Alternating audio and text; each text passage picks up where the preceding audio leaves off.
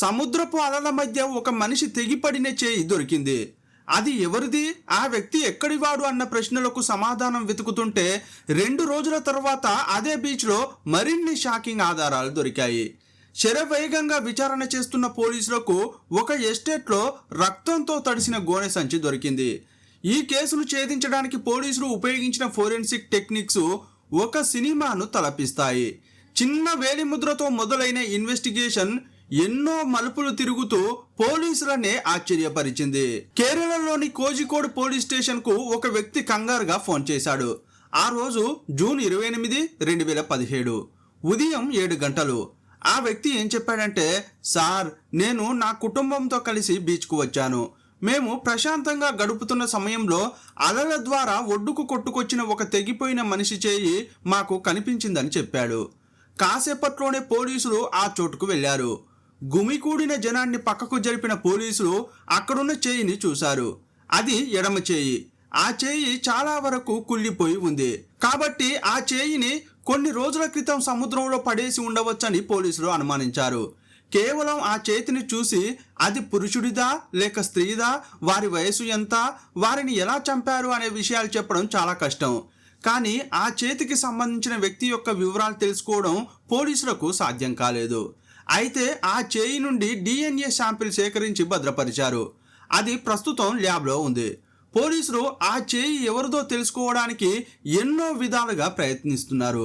మరో 2 రోజుల తర్వాత అంటే జూన్ 30వ తేదీన స్టేషన్కు మరో ఫోన్ కాల్ వచ్చింది. అది కూడా అదే బీచ్ నుండి. అప్పుడు జనం ఏం చెప్పారంటే, సార్, ఇక్కడ తెగిపోయిన మనిషి చేయి ఒడ్డుకు కొట్టుకొచ్చింది. అంతేకాకుండా ఒడ్డు దగ్గర ఒక రాయి ఉంది. ఆ రాయి లోపల మనిషి పుర్రె లాంటిది ఇరుక్కుని ఉందని చెప్పారు. పోలీసులు వెంటనే అక్కడికి వెళ్ళారు. అప్పుడు వారికి తెగిపోయిన కుడి చేయి దొరికింది. ఇంతకుముందు ఎడమ చేయి దొరికితే ఇప్పుడు కుడి చేయి దొరికింది. అంతేకాకుండా కుళ్ళిపోయిన స్థితిలో పుర్రె కూడా కనిపించింది. పోలీసులు ఆ రెండింటిని ఫోరెన్సిక్ ల్యాబ్కు పంపించారు. ఫోరెన్సిక్ బృందం ఈ 3 భాగాలను పరీక్షిస్తోంది. ఈ శరీర భాగాలు ఎవరియో తెలియకపోయినా ఈ 3 వేర్వేరు భాగాలు ఒకే వ్యక్తికి చెందినవా కాదా అని వారు పరీక్షలు చేస్తున్నారు. DNA పరీక్షల ద్వారా ఈ 3 భాగాలు ఒకే వ్యక్తికి చెందినవని నిర్ధారణ అయింది. ఇప్పుడు ఈ 3 ముక్కలతో ఆ వ్యక్తిని గుర్తించడానికి పోలీసులు చాలా ప్రయత్నిస్తున్నారు.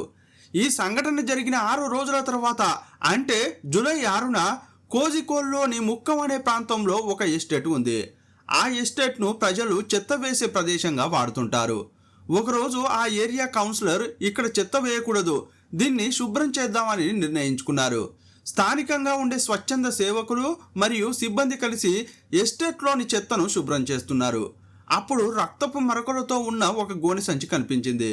ఒక వ్యక్తి ఆ సంచిని తెరిచి చూడగా అతను భయంతో గట్టిగా అరిచాడు.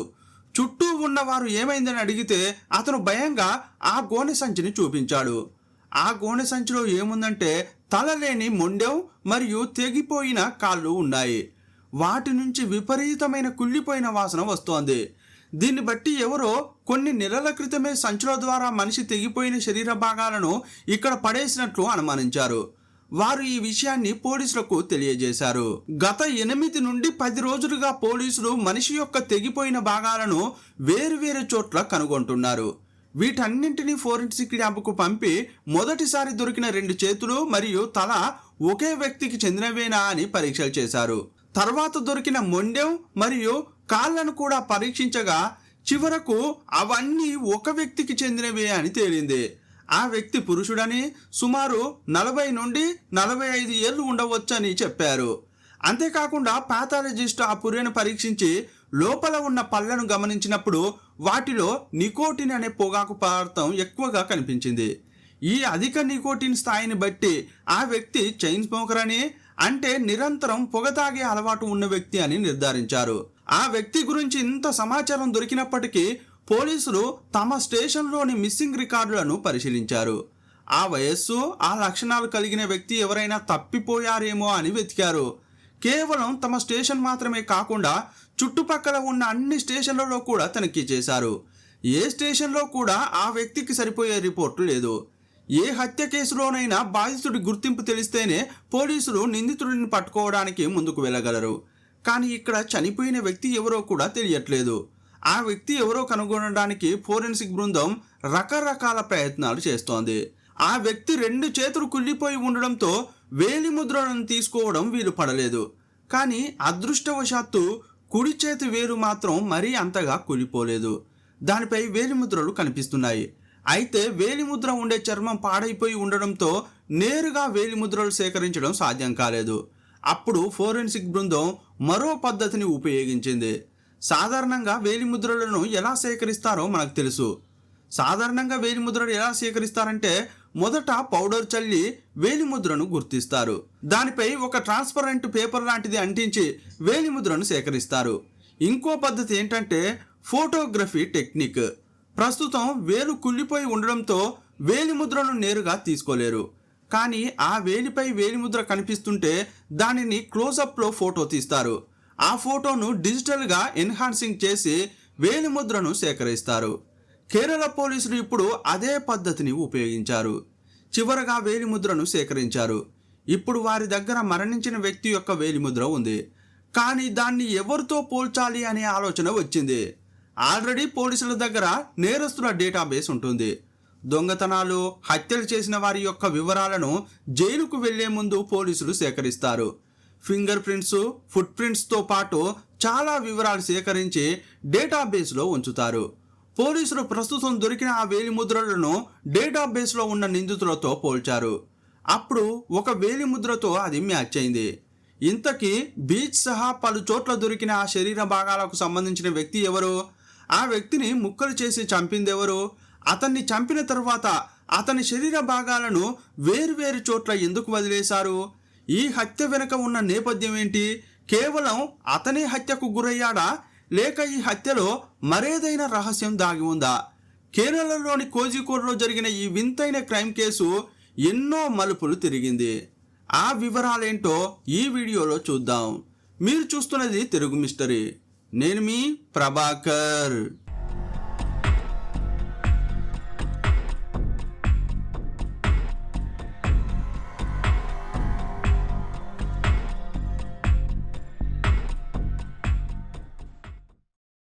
పోలీసులు ఆ వేలిముద్రను నేరస్తుల డేటాబేస్తో మ్యాచ్ చేసినప్పుడు ఇస్మాయిల్ అనే 46 ఏళ్ల వ్యక్తితో సరిపోలింది. ఈ ఇస్మాయిల్ పలు కేసుల్లో నిందితుడు. పలుమార్లు జైలుకు వెళ్ళాడు. అతను ఇటీవలే జైలు నుండి విడుదలయ్యాడని, ఒక చోట పనిచేస్తున్నాడని పోలీసులకు సమాచారం అందింది.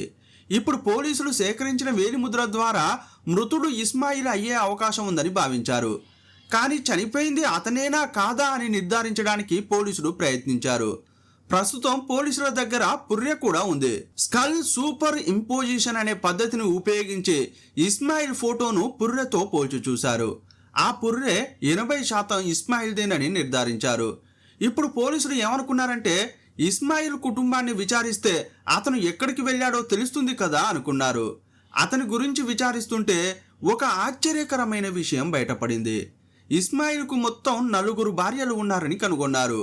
పోలీసులు 4 భార్యల దగ్గరకు వెళ్ళి, మీరు ఇస్మాయిల్ను చివరిసారిగా ఎప్పుడు చూశారు? అతను కనిపించట్లేదని మీరు పోలీసులకు ఎందుకు ఫిర్యాదు చేయలేదని అడిగారు. అప్పుడు వారు ఒక వింత సమాధానం చెప్పారు. సార్, అతను ఒకరోజు ఇక్కడ ఉంటాడు, ఆ తర్వాత నెల లేదా 2 నెలల పాటు ఇక్కడికి రాకుండా రెండో భార్య ఇంట్లో ఉంటాడు. చాలా నెలల పాటు రెండో భార్య ఇంటికి కూడా రాకుండా 3 లేదా 4వ భార్య ఇంట్లో ఉంటాడు.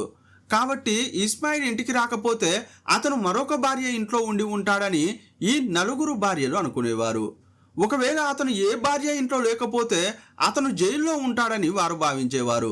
ఎందుకంటే అతను నేరస్తుడని అందరికీ తెలుసు. అందుకే ఇస్మాయిల్ చాలా నెలలుగా ఇంటికి రాకపోయినా అతని భార్యలు దాన్ని సీరియస్గా తీసుకోలేదు. అందుకే అతను తప్పిపోయాడని పోలీసులకు ఫిర్యాదు కూడా చేయలేదు. మృతుడు ఇస్మాయిలే అని నిర్ధారణ కావాలంటే వారు DNA పరీక్ష చేయాలి. ఆల్రెడీ స్కల్ సూపర్ ఇంపోజిషన్ అనే పద్ధతిని ఉపయోగించి పరీక్ష చేస్తే 80% మాత్రమే మ్యాచ్ అయింది. ప్రస్తుతం DNA పరీక్ష చేయడం కోసం పోలీసులు ఇస్మాయిల్ తల్లిని కలవడానికి వెళ్ళారు. ఆమె మంచాన పడి ఉంది. ఆమె నుంచి రక్తం నమూనాలు సేకరించారు. దాన్ని ల్యాబ్లో పరీక్షించినప్పుడు ఇస్మాయిల్ అనే 46 ఏళ్ల నేరస్తుడిని ముక్కలుగా నరికి చంపారని నిర్ధారణ అయింది. సాధారణంగా నేరస్తులు సామాన్యులను చంపుతూ ఉంటారు.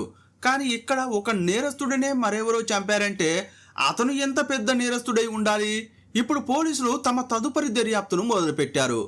ఇస్మాయిల్ చివరిసారిగా జైలు నుండి వచ్చిన తర్వాత ఎక్కడ పనిచేశాడని వెతికారు.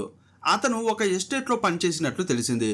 పోలీసులు ఆ ఎస్టేట్ యజమానిని సంప్రదించారు. అతన్ని పట్టుకుని ఇస్మాయిల్ గురించి అడిగారు. అతనేం చెప్పాడంటే, సార్, ఈ ఇస్మాయిల్ నేరస్తుడని నాకు తెలుసు. నాకు చాలా కాలంగా అతనితో పరిచయం ఉంది. కాకపోతే పని బాగా చేస్తాడు. జైలు నుండి వచ్చిన తర్వాత కూడా నేను అతన్ని పనిలో ఉంచుకున్నాను. ఒకరోజు ఏమైందో ఏమో గానీ అతను వచ్చి, మీరు ఇచ్చే జీతం సరిపోవడం లేదు, జీతం పెంచండి అని అడిగాడు. ఈ పనికి అంతకంటే ఎక్కువ ఇవ్వలేను అని యజమాని చెప్పాడు. అప్పుడు యజమానితో ఈ ఇస్మాయిల్ ఏమన్నాడంటే, నాకు అచ్చయన్ అనే తెలిసిన వ్యక్తి ఉన్నాడు. అతను నాకు పని ఇస్తానని చెప్పాడు. ఆ పని చేస్తే ₹1,00,000 ఇస్తానని కూడా చెప్పాడు. అందువల్ల నేను ఈ పని వదిలేసి అతని దగ్గరికి వెళ్తున్నా అని చెప్పాడు. అప్పుడు యజమాని ఏమన్నాడంటే, నేను అంత డబ్బు ఇవ్వలేను, నువ్వు వెళ్ళాలనుకుంటే వెళ్ళిపోవచ్చు అని చెప్పాడట. ఆ యజమాని చెప్పిందంతా విన్న పోలీసులకు ఇప్పుడు అచ్చయన్ అనే పేరు మొదటిసారిగా వినిపించింది. ఈ అచ్చయన్ ఎవరు? చనిపోయిన ఇస్మాయిల్ ఈ అచ్చయన్ దగ్గరకు పని కోసం వెళ్ళాడా అని పోలీసులు విచారణ చేశారు. ఇంతకీ ఆ అచ్చయన్ ఎవరో తెలిస్తే ఇస్మాయిల్కు ఏమైందో కనుక్కోవచ్చని అనుకున్నారు. పోలీసులు మళ్ళీ ఇస్మాయిల్ భార్యలను విచారణకు పిలిచారు. అచ్చయన్ అనే వ్యక్తి మీకు తెలుసా అని అడిగారు. అప్పుడు అతనెవరో మాకు తెలియదు అని చెప్పారు. కానీ ఇస్మాయిల్ రెండో భార్య మాత్రం ఒక ముఖ్యమైన సమాచారాన్ని బయటపెట్టింది. సార్, మీరు చెప్పే అచ్చయన్ ఎవరో నాకు తెలియదు, కానీ నా భర్త చివరిసారిగా బిర్జు అనే వ్యక్తి దగ్గర పనికి చేరుతున్నానని నాతో చెప్పాడంది. ఆ మాట విన్న తర్వాత పోలీసులు మరింత గందరగోళానికి గురయ్యారు. అరే ఏంట్రా, మళ్ళీ ఈ కేసులోకి బిర్జు అనే కొత్త పేరు వచ్చిందేంటి? అసలు ఈ అచ్చయన్ ఎవరు, ఈ బిర్జు ఎవరు? ఇద్దరు ఒక్కరా లేక వేర్వేరు వ్యక్తులా? ఇంతకీ ఇస్మాయిల్ ఎవరి దగ్గరికి పనికి వెళ్ళాడని పోలీసుల మెదడులో అనేక ప్రశ్నలు తలెత్తాయి. కానీ పోలీసులు ఒక విషయాన్ని అర్థం చేసుకున్నారు. బిర్జు లేదా అచ్చయన్ అనే ఆ వ్యక్తులను పట్టుకుంటే ఈ ఇస్మాయిల్కు ఏమైందో తెలిసిపోతుందని నమ్మారు. అందువల్ల వారి కోసం తీవ్రంగా వెతకడం మొదలుపెట్టారు. చివరగా పోలీసులకు 56 ఏళ్ల బిర్జు అనే వ్యక్తి యొక్క కాంటాక్ట్ దొరికింది. ఆ వ్యక్తి కోజికోడ్లోని అదే ముక్కం ఏరియాలో ఉంటున్నాడు. వెంటనే పోలీసులు బిర్జు ఇంటికి వెళ్ళగా ఒక మహిళ బయటకు వచ్చింది. మేడం, బిర్జును పిలవండి అని పోలీసులు అడిగారు. ఆమె ఏం చెప్పిందంటే, సార్, ఇక్కడ బిర్జు అనే పేరుతో ఎవరూ లేరు. చాలా ఏళ్ల క్రితమే మేము ఈ ఇల్లు కొన్నామని ఆమె చెప్పింది. ఆ మాటలతో నీరసపడిన పోలీసులు ఆ ఏరియాలోని జనాన్ని బిర్జు గురించి ఆరా తీశారు. వారేం చెప్పారంటే, సార్, ఈ బిర్జు బయట ఊరు నుండి వచ్చిన వ్యక్తి. అక్కడ అతని తండ్రి ధనవంతుడు. అతను ఉన్న ఊరు నుంచి ఈ ముక్కం అనే ప్రాంతానికి వచ్చాడు. బిర్జు తల్లికి సుమారు 75 ఏళ్లుంటాయి. అతని తల్లి ఊరిలో ఉన్న భూములు అమ్మి తెచ్చిన 20 లక్షల్లో 14 లక్షలు పెట్టి ఇల్లు కొన్నారు. మిగిలిన డబ్బుతో బిర్జు వ్యాపారం చేస్తానని తల్లికి చెప్పాడు. కానీ వ్యాపారంలో అతనికి భారీ నష్టం వచ్చింది. ఆ కుటుంబం అప్పటికే ఆర్థిక ఇబ్బందుల్లో ఉండేది. ఇలాంటి సమయంలోనే బిర్జు తల్లి ఫ్యాన్కు ఉరేవేసుకుని ఆత్మహత్య చేసుకుంది. ఆమె మరణం తర్వాత బిర్జుకి ఆ ఇంట్లో ఉండడం ఇష్టం లేకపోయింది. ఆ తర్వాత ఇల్లు అమ్మేసి అతను ఎక్కడికో వెళ్ళిపోయాడు. అతను ఎక్కడికి వెళ్ళాడో మాకు తెలియదని ఆ ఊరి వాళ్ళు చెప్పారు. కానీ అతని ఫోటో కూడా ఎవరి దగ్గర లేదు. ఆ వ్యక్తి ఎలా ఉంటాడో వారు వివరిస్తుంటే పోలీసులు ఒక స్కెచ్ గీయాలని అనుకుంటున్నారు. అప్పుడు ఆ ఏరియాకు చెందిన ఒక వ్యక్తి పోలీసులతో ఏమన్నాడంటే, సార్, బిర్జుకు పెళ్ళైంది. అతనికి భార్య పిల్లలు కూడా ఉన్నారు. కానీ అతని భార్య పిల్లలకు అతనితో ఉండడం ఇష్టం లేక అదే ఏరియాలోని వేరే ఇంట్లో ఉంటున్నారు. మీరు అక్కడికి వెళ్ళి అడిగితే బిర్జు ఫోటో లేదా అతని గురించి పూర్తి సమాచారం దొరకవచ్చని అన్నాడు. వెంటనే పోలీసులు అక్కడికి వెళ్ళారు. అతని భార్య ఏం చెప్పిందంటే, సార్, అతనితో నాకు సంబంధం తెగిపోయి చాలా రోజులైంది. అతను ఈ ఏరియాను వదిలి ఎప్పుడు వెళ్ళాడో కూడా నాకు తెలియదు అంది. కాకపోతే మేం పెళ్లి చేసుకున్నప్పటి ఫోటో ఉందని అది తెచ్చి పోలీసుల చేతిలో పెట్టింది. పోలీసులు ఆ ఫోటోను చూశారు. బిర్జు అనే వ్యక్తి 30 నుంచి 35 ఏళ్ల వయసులో ఎలా ఉంటాడో ఆ ఫోటోలో అలా ఉంది. అతను ఒక సాధారణ మధ్యతరగతి వ్యక్తిలా కనిపిస్తున్నాడు. అతను ఏదైనా నేరంలో పాల్గొని ఉంటాడా అనే సందేహం పోలీసులకు కలిగింది.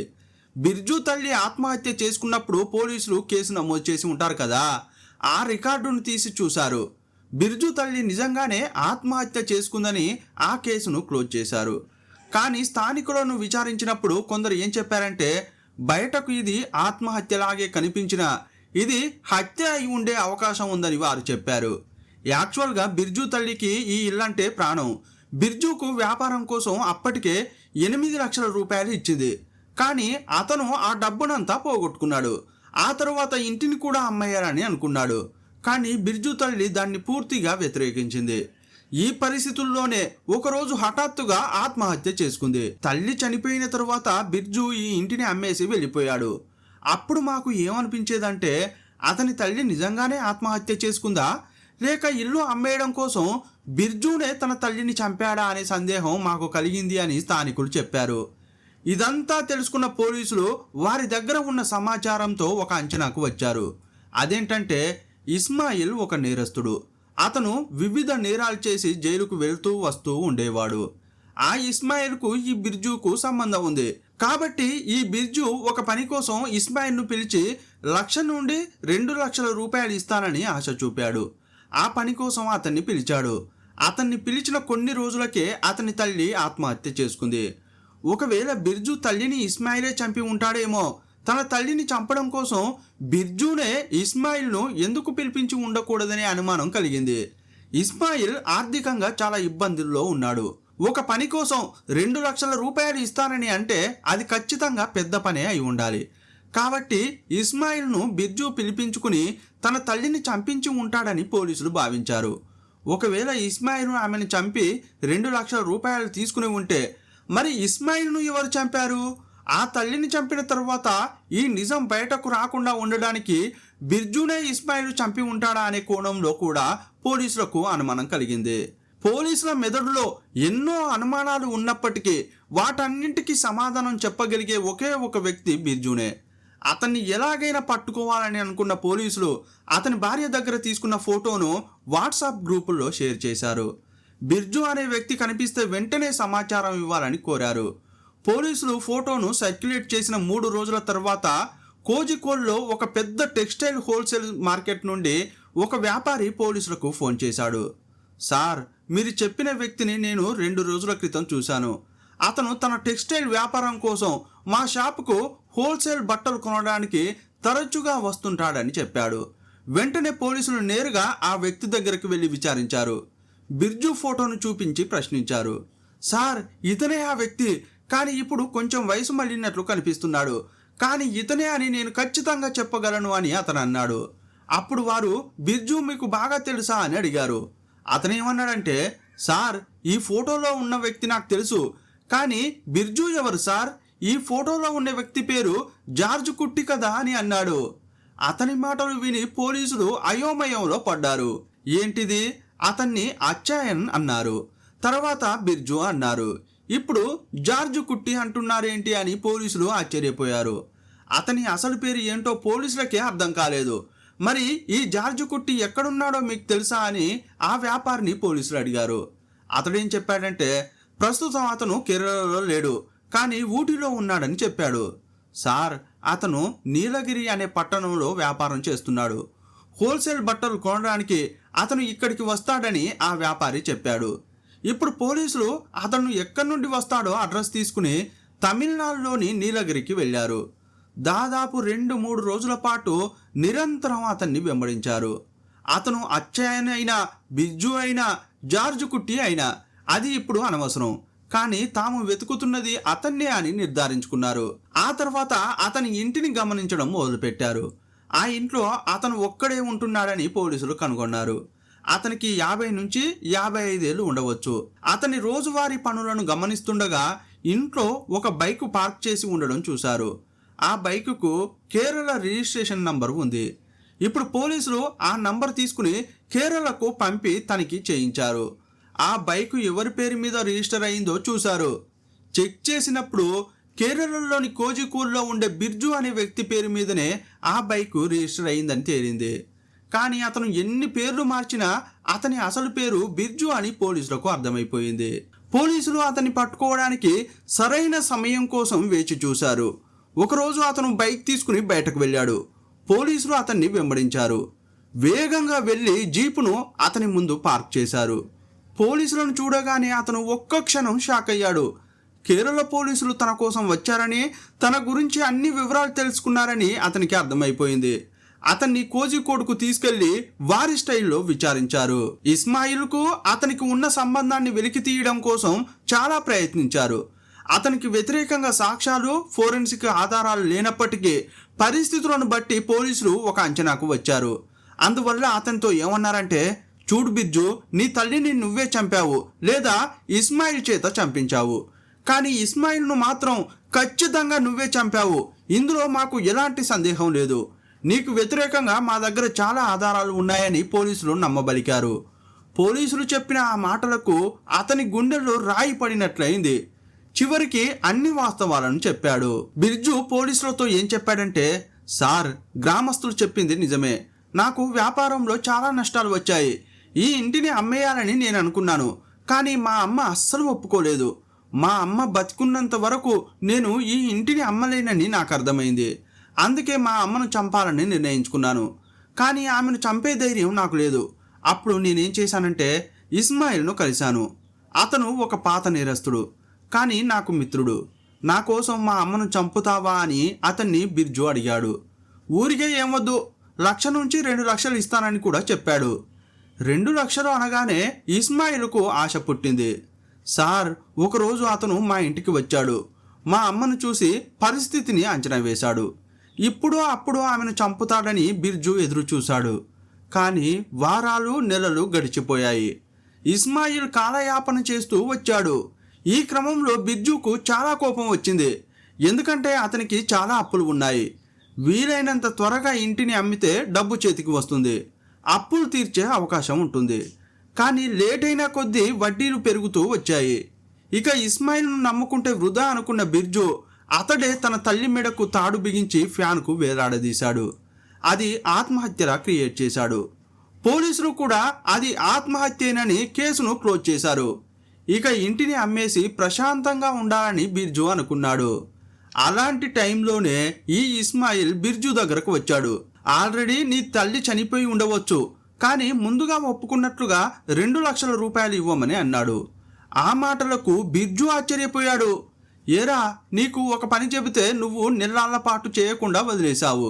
చివరికి ఆ పని నేనే చేయాల్సి వచ్చింది. ఇప్పుడు పని చేయకుండానే వచ్చి 2 లక్షల రూపాయలు అడుగుతావా? ఇందులో ఏమైనా న్యాయం ఉందా అని అడిగాడు. అప్పుడు ఈ ఇస్మాయిల్ ఏం చెప్పాడంటే, నువ్వు డబ్బు ఇస్తావా ఇవ్వవా? నువ్వు గనక డబ్బులు ఇవ్వకపోతే పోలీసుల దగ్గరకు వెళ్ళి నీ తల్లిని నువ్వే హత్య చేశావని చెబుతా అని బెదిరించాడు. ఆ మాటలకు బిర్జు నోరెళ్ళబెట్టాడు. అప్పుడే అతని మైండ్లో దుర్మార్గమైన ఆలోచన కలిగింది. ఈ ఇస్మాయిల్ ప్రాణాలతో ఉంటే జీవితాంతం తనకు ప్రమాదమని భావించాడు. అతన్ని ఎలాగైనా లేపేయాలని మనసులోనే అనుకున్నాడు. అందువల్ల నీకు 2 లక్షల రూపాయలు ఇస్తాను అని ఒకరోజు ఇంటికి పిలిచాడు. ఇంట్లోకి రాగానే మొదట బాగా తాగించాడు. అతను మత్తులోకి జారుకున్న తర్వాత తన తల్లిని ఎలాగైతే చంపాడో ఇస్మాయిల్ను కూడా అలాగే చంపేశాడు. అతని శరీరాన్ని ముక్కలు ముక్కలుగా నరికాడు. తల, చేతులు, కాళ్లను వేర్వేరు భాగాలు చేశాడు. తల, చేతులను సముద్రంలో పడేశాడు. కాళ్లను, మొండాన్ని ఎస్టేట్లోని చెత్త వేసే ప్రదేశంలో పడేశాడు. ఇక ఎప్పుడైనా పోలీసులకు దొరికిపోతానని భయపడి వెంటనే ఆ ఇల్లు అమ్మేసి తమిళనాడులోని నీలగిరికి వెళ్ళి సెటిల్ అయ్యాడు. కానీ అక్కడ చేసే వ్యాపారం కోసం తరచుగా కోజికోడుకు వచ్చి హోల్సేల్లో బట్టలు కొనేవాడినని బిర్జు తన నేరాలన్నింటినీ ఒప్పుకున్నాడు. అప్పుడు పోలీసులు ఏమన్నారంటే, నీ పేరు బిర్జు కదా, నిన్ను జార్జు కుట్టి అంటున్నారేంటి అని అడిగారు. సార్, నీలగిరిలోకి వచ్చిన తర్వాత తన పేరును మార్చుకున్నట్లు చెప్పాడు. మరి అచ్చాయన సంగతి ఏంటని అడిగితే ఒక విషయం చెప్పాడు. సార్, నా భార్య క్రైస్తవురాలు. ఆమెను పెళ్లి చేసుకున్నప్పుడు అందరూ నన్ను అచ్చాయనని పిలిచేవారు. కొంతమంది మాత్రమే బిర్జు అని పిలిచేవారు. కానీ జార్జి కుట్టి అనేది నేను నీలగిరికి వెళ్ళినప్పుడు మార్చుకున్న పేరు అని చెప్పాడు. ఇలా తవ్వే కొద్దీ నిజాలు బయటపడుతూనే ఉన్నాయి. పోలీసులు ఒక కేసును విచారిస్తుంటే మరొక హత్య కేసు బయటపడింది. చివరికి తన సొంత తల్లిని చంపిన నేరానికి మరియు ఇస్మాయిల్ను చంపిన నేరానికి బిర్జును అరెస్ట్ చేశారు. ఈ కేసు ఇంకా విచారణలో ఉంది. బిర్జు తన తల్లిని అత్యంత క్రూరంగా చంపాడు. ఆపై ఆ నేరాన్ని కప్పిపుచ్చడానికి ఇస్మాయిల్ను కూడా చంపాడు. తను చేసిన పనులెవరికీ తెలియవని, తాను తప్పించుకున్నానని భావించాడు. కానీ ఎంతటి తెలివైన నేరస్తుడైనా ఒకానొక దశలో చిన్న పొరపాటు ద్వారా దొరికిపోతాడు. డబ్బు కోసం, ఆస్తి కోసం సొంత తల్లిని చంపడం అనేది మానవత్వానికే మచ్చ. సంపద కోసం మనుషులు తమకు జన్మనిచ్చిన వారిని కూడా దూరం చేసుకోవడం లేదా అంతం చేయడం ఎంతటి దారుణమో ఈ కేసు మన కళ్ళకు కడుతుంది. ఆస్తుల కోసం కన్నవారిని, తోబుట్టువులను, మన జీవితంలో ముఖ్యమైన వారిని చంపడం వంటి చాలా కేసులను మనం చూసే ఉంటాం. మనిషి ఆశకు ఒక హద్దు ఉండాలి, లేకపోతే ఆ ఆశే మనిషిని బూడిద చేస్తుంది. బిర్జు ఎన్ని పేర్లు మార్చుకున్నా, ఏ ప్రాంతానికి పారిపోయినా అతని మనసులోని నేరభావం అనుక్షణం అతన్ని వెంటాడింది. బయటి ప్రపంచానికి అతను సంతోషంగా ఉన్నట్లు కనిపించినా లోపల అతను నిరంతరం భయంతో, ప్రశాంతత లేకుండా బతికి ఉంటాడు.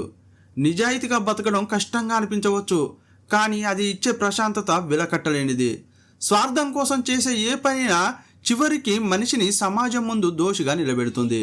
అంతకంటే ముందు తన మనస్సాక్షి అతన్ని ప్రతిక్షణం నువ్వు తప్పు చేశావని దహించేస్తుంది. అందుకే మనిషికి సంపద కంటే ప్రశాంతత ముఖ్యం. పెద్దగా డబ్బు లేకున్నా ఉన్నంతలో సర్దుకుని బతకొచ్చు, కానీ ప్రశాంతత లేకుంటే ఎన్ని కోట్లున్నా వృధానే. ఈ కేసుపై మీ అభిప్రాయం ఏంటో కామెంట్ బాక్స్లో రాయండి. మరో వీడియోలో మళ్ళీ కలుసుకుందాం. అప్పటి వరకు సెలవు. జై హింద్.